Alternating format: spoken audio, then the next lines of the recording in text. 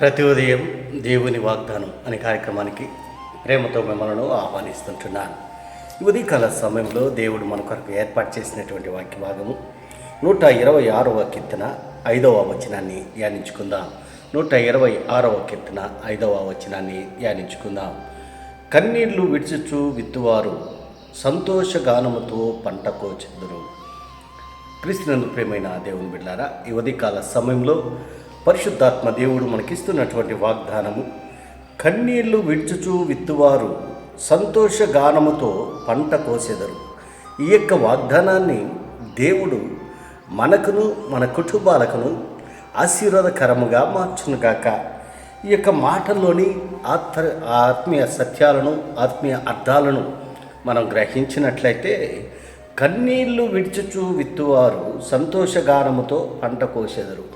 దేవుని యందు భయభక్తులు కలిగి ఆయన త్రోవల్లో నడుచువారందరూ ధన్యులుగా ఎంచబడుతూ ఉంటున్నారు.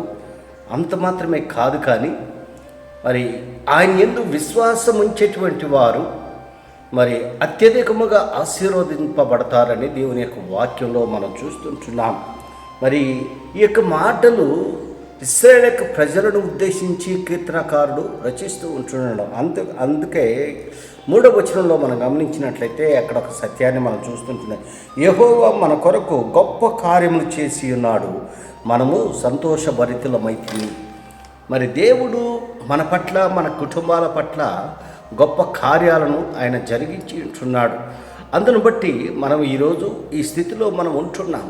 ఇశ్రాయేలు ప్రజలు కూడా మరి ఐగుప్తు దేశంలో వారు బానిసలుగా అనేక బాధలను అనుభవించారు, అనేక కష్టాలను ఎదుర్కొన్నారు. మోయలేనటువంటి భారములను వారు మోశారు. అయినా దేవుడు వారి పట్ల కనికరము చూపి వారి పట్ల జాలితో వారిని ఐగుప్తులో నుండి బయటికి నడిపించాడు, తప్పించాడు, రక్షించాడు. అనేక రీతిలుగా దేవుడు వారిని పోషించాడు.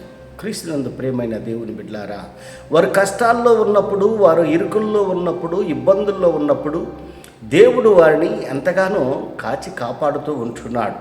మన ఆత్మీయ జీవితంలో, మన వ్యక్తిగత జీవితంలో కూడా అనేక కష్టాల గుండా మనం వెళ్ళినప్పుడు, అనేక మరి బాధల్లో మనం ఉన్నప్పుడు దేవుడు మనకు ఆదరణకర్తగా ఆయన ఉంటున్నాడు. మనల్ని తప్పిస్తూ ఉంటున్నాడు, మనల్ని నడిపిస్తూ ఉంటున్నాడు, మనల్ని పోషిస్తూ ఉంటున్నాడు. ఎందుకనగా ఆయన నమ్మినటువంటి బిడ్డలను ఎన్నటికి చేయి విడిచేటువంటి దేవుడు కాదు, ఎన్నటికి ఆయన తిరస్కరించేటువంటి దేవుడు కాదు. హక్కును చేర్చుకొని మరి ఆయన మనల్ని కాచి కాపాడేటువంటి దేవుడుగా ఉంటున్నాడు.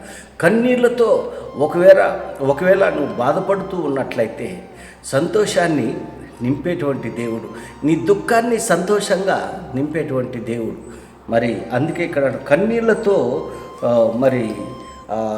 కన్నీళ్లు విడుచుచు విత్తువారు మరి సంతోషగానముతో పంట కోసేదరు, సంతోషంగా మరి పంటను కోసేదరు అని ఇక్కడ మనం చూస్తున్నాం.